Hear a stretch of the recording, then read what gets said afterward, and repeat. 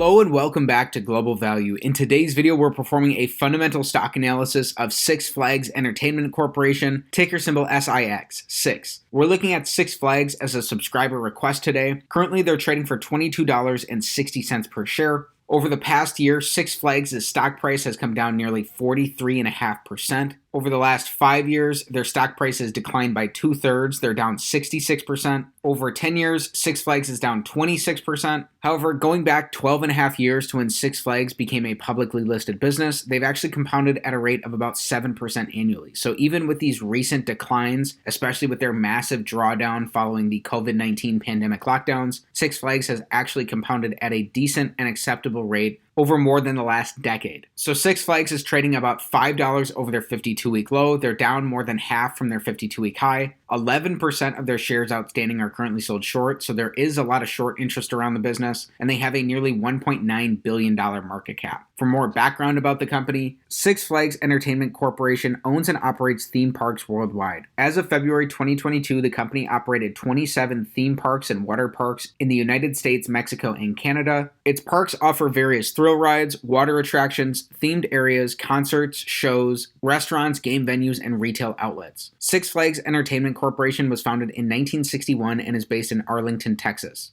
For a fun fact about the business, Six Flags is named for the six flags that flew over Texas. These flags include the Kingdom of Spain, the Kingdom of France, United Mexican States, the Republic of Texas, the Confederate States of America, and the United States of America. So for our fundamental analysis today, we are performing the Select 6 analysis, taking a checklist-style approach of 6 standard financial metrics to come to a holistic and beginning understanding of Six Flags based off of their business fundamentals. So this analysis is still a work in progress. It'll continue to evolve and improve over time, and it's an opportunity to learn in public. So with that said, let's get right into today's analysis. Starting things off with metric number 1, we want their average return on capital over the last 5 years to be above 14%. The first is that over the long run, over the course of decades, a stock is likely to return approximately what its underlying business returns, and these business returns are going to be captured here by return on capital. The second is that the average publicly listed business earns about a 7% return on capital, so by looking for a benchmark of 14% or higher here, we can potentially build in some margin of safety for ourselves based off the overall quality of the business being about twice as good as average. So outside of 2022, Six Flags has actually earned pretty high returns on capital in each of these other years. The business, as a non-essential theme park entertainment company, took a pretty massive hit in 2020 during the COVID-19 pandemic lockdowns where their business was basically at a standstill. They had very negative returns on capital. However, since then, they've actually rebounded and they're doing pretty decently. Over their last 12 months, they actually have an 18.5% return on capital. So they are rebounding. They're not quite to where they were in 2017 or 2018. Even with this big decline in 2020, the business still averages about 13% returns on capital in a given year,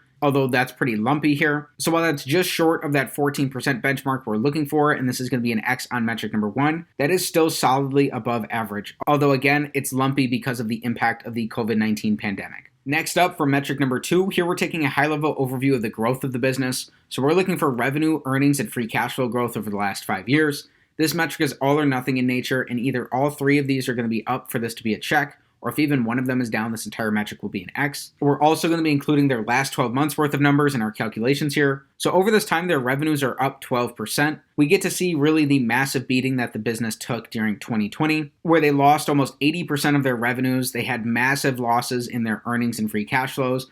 But since then, the business has been rebounding. The business is still suffering from the lingering effects of the COVID-19 pandemic lockdowns and also the increase in wage inflation since then. So both their earnings and their free cash flows are down nearly 50% from where they were at in 2017. So even though their revenues are up over this period, this does mean that this is going to be another X on metric number 2. Still, it is great to see that the business is in the process of rebounding from where they were in 2020. Next up, for metric number 3, here we're taking a look at the business from the perspective of an individual shareholder by looking at Six Flags per share numbers. So we want to see earnings per share growth over the last 5 years. So we learned in the previous metric that their earnings are down 50% over this time. Earnings are just one part of this earnings per share equation. They're just the numerator. So we also want to look at what the denominator has done over this period. And in fact, even though some of their peers massively diluted shareholders during this time frame, Six Flags has actually repurchased about 2% of their shares outstanding. So while that's not a lot, and that's definitely not enough to offset their huge decline in earnings, it is good to see that they did not add insult to injury by massively diluting shareholders when the business got into tough financial circumstances. Even though their earnings per share are down over this time frame, and this is our third X in a row to start things off, there is some silver lining that the business was buying back just a small amount of their shares over the last 5 years or so. Metric number 4 is going to be very similar. Here we're looking for free cash flow per share growth over the last 5 years. Almost for the exact same reasons as metric number 3, this is going to be another X on metric number 4, as their free cash flows are down more than 50%. Although they bought back just a very small amount of their shares outstanding. So far, even though things are probably not as terrible as anticipated, we're 0 for 4 through our first 4 metrics for Six Flags. Next up, for metric number 5, we're evaluating how the business is utilizing debt. So we don't want to be investing in overly levered businesses because during economic downturns, it's overly levered businesses that are going to be at the greatest risk of poor outcomes. So we want their net debt, which is their total debt minus their cash and short-term investments, to be below the amount of free cash flow that they produced over the last 5 years. Again, similar to these other metrics, things are going to be very impacted here due to 2020. Six Flags ended their fiscal 2022 with $2.5 billion worth of net debt, and since then they've increased this to about $2.6 billion worth of net debt. Over this time frame, Six Flags has only produced about $775 million worth of free cash flow. That's less than a third of what their current net debt position is at. And over their last 12 months, they've only produced about $85 million worth of free cash flow, so that's down significantly from where their averages are at. And so while Six Flags does have some of the attributes of being more of a real estate business, where they're putting these tangible assets in place and then they can really leverage them up, especially because they're more or less one-of-a-kind regional theme parks, the business still does look like it's using quite a bit of leverage. And to understand their debt profile in more detail, you would just want to dig in and read through the company's filings. So this is another X on metric number 5. So far through our first 5 metrics, we're not starting off great. We are 0 for 5 on Six Flags.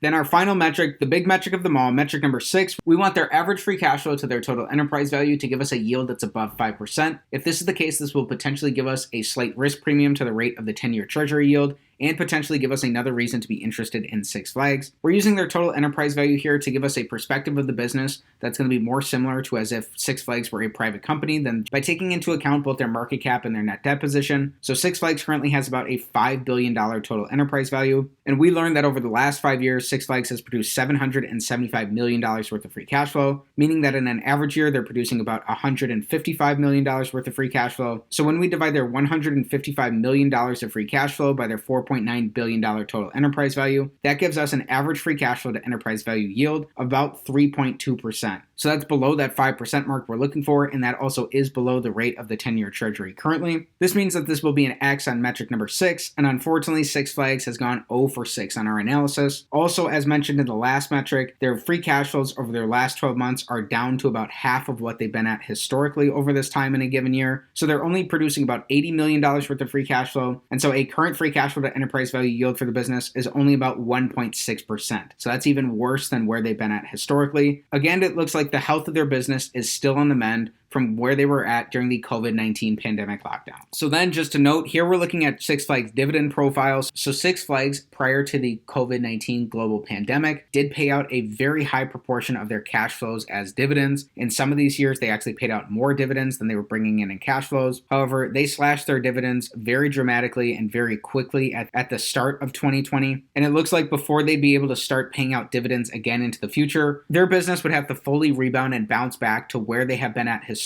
prior to the pandemic. Then unfortunately, we're not going to be performing a discounted cash flow analysis for the business, as honestly, even though the results of their business health have not been as terrible as initially anticipated, they're still just not great yet, as the business is rebounding from where they've been at. So in summary, Six Flags is going to go 0 for 6 on our Select 6 analysis. Their business took a beating in 2020 and they're still rebounding from that. However, again, their finances were not necessarily as terrible as what that might suggest. It just doesn't look like the business is necessarily out of the woods yet, and there's nothing in their finances to indicate that this would be a no-brainer opportunity. However, this analysis is not financial advice. It's not a buy or sell recommendation of any security, and before considering any potential investment decision, please consult with the properly licensed and registered legal and financial professionals. Instead, this analysis serves as a beginning and holistic understanding to help you determine whether it's worth your time and energy to dig in and learn more about Six Flags. So even though they weren't off by a ton on some of our metrics and the business had somewhat lumpy results, there are some bright spots to like about the business. Even with their 2020 results factored in, they have 13% average returns on capital. They have managed to grow their top line revenue number over this time frame. They've also repurchased a slight amount of their shares. And while they are highly levered, the business does have these tangible assets. So that leverage could function more similar to a real estate asset. Additionally, even though their average and their current free cash flows weren't up to where we wanted them to be because their earnings and free cash flows have declined by more than 50% over the last 5 years, they weren't entirely negligible either, and especially their average free cash flows are just below the rate of the 10-year Treasury yield currently. Ultimately, if you want to learn more about Six Flags, you can dig into the company's filings. As a value investor, you want to conduct your research about the business as if you're going to own 100% of it, and you can truly understand the business's underlying essence and understand what's important and what's not important for the company going forward. Through this deeper research, you'll be able to learn more about the qualitative and the quantitative aspects about Six Flags, and you'll likely be able to determine for yourself what a reasonable intrinsic value for the business will be. So with that said, that's it for today's fundamental stock analysis of Six Flags Entertainment Corporation, ticker symbol SIX6. Again, we looked at the business as a subscriber request today, so I'm happy to make an analysis of the company. So if you enjoyed today's video, please be sure to like the video, subscribe to the channel for more stock analysis videos,